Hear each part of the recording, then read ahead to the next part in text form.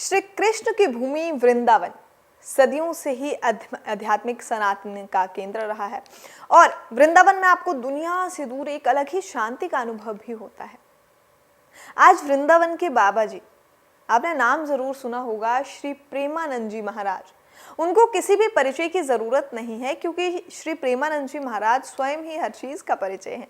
पूजने श्री प्रेमानंद जी महाराज के केवल एक ही भेंट के बाद विराट कोहली के जीवन में ऐसा परिवर्तन आ गया, तो सोचिए और ऐसे कितने सारे लोग होंगे जो जब प्रेमानंद जी महाराज के चरणों में गए हैं तो उन्हें कितना ज्ञान मिला होगा, उनके जीवन में कितना परिवर्तन आया होगा। तो चलिए आज श्री प्रेमानंद जी महाराज के बारे में कुछ रोचक बातें जानते हैं।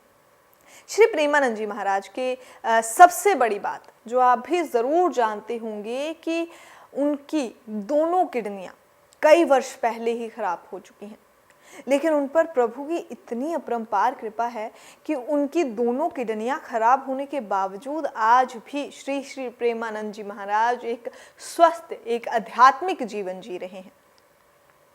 श्री प्रेमानंद जी महाराज का जन्म कानपुर उत्तर प्रदेश में एक बेहद गरीब परिवार में हुआ था, जो कि ब्राह्मण परिवार था। इनके बचपन का नाम अनिरुद्ध कुमार पांडे था।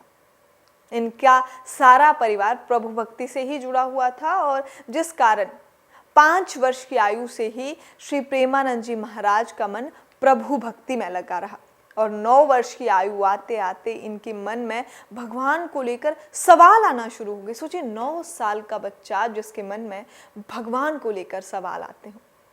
और महाराज जी को एहसास हो गया 9 वर्ष की आयु में ही कि उनका इस संसार में ईश्वर के बिना कोई भी नहीं है। उनका ईश्वर के लिए अत्यंत प्रेम है। ये भाव उनके दिल में बचपन से ही आ गया। महाराज जी बताते हैं कि एक दिन सुबह 3 बजे उनका मन इतना व्याकुल हो गया था कि उन्होंने केवल 13 वर्ष की आयु में घर छोड़ दिया और निकल गए एक ऐसी यात्रा पर जिसके बारे में वो खुद भी नहीं जानते थे, एक अनंत यात्रा पर। श्री प्रेमानंद जी महाराज बताते हैं कि उस समय उनको केवल एक ही बात पर वो टिके हुए थे, एक ही बात को स्वीकार कर रहे थे कि बिना मांगे, बिना कुछ करे, केवल ईश्वर कृपा से जो मिल जाएगा वो उसे खुशी खुशी स्वीकार करेंगे। अपने सन्यासी जीवन की शुरुआत में श्री प्रेमानंद जी महाराज वाराणसी में एकांत जीवन में जो थे वो जी रहे थे, एकांत जीवन व्यतीत कर रहे थे। ऐसे में एक दिन श्री प्रेमानंद जी महाराज ध्यान में बैठे हुए थे कि उनके मन में भोलेनाथ जी की कृपा से विचार आया कि कभी वृंदावन जाके देखो।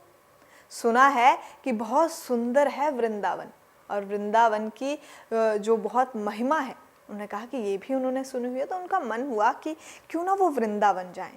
कहते हैं ना कि भोलेनाथ जब किसी पर कृपा कर देते हैं तो उस व्यक्ति को अपनी भक्ति का आशीर्वाद भी प्रदान कर देते हैं। ऐसी ही कृपा भोलेनाथ जी की श्री प्रेमानंद जी महाराज के ऊपर हुई और अब उनके मन में केवल एक ही भावना थी कि कैसे भी करके उनको वृंदावन जाना है। श्री प्रेमानंद जी महाराज बताते हैं कि एक समय वो वाराणसी में एक रासलीला का आयोजन हुआ था और उसमें वो रासलीला देख रहे थे। उस समय अचानक से जब रासलीला का प्रोग्राम चल रहा था, वहाँ पर जो संचालक महोदय थे, संचालक महोदय ने उनसे कहा कि बाबा बस तू एक बार वृंदावन आ जा, बिहारी जी तुझे छोड़ेंगे नहीं। श्री प्रेमानंद जी महाराज मानते हैं कि इस वाक्य ने उनके जीवन की काया पलट दी, उनका जीवन बदल दिया और वो इस वाक्य को अपने गुरु मंत्र मानते हैं। जब उन्हें ये कहा गया कि तू एक बार वृंदावन आ जा, बांके बिहारी तुझे छोड़ेंगे नहीं।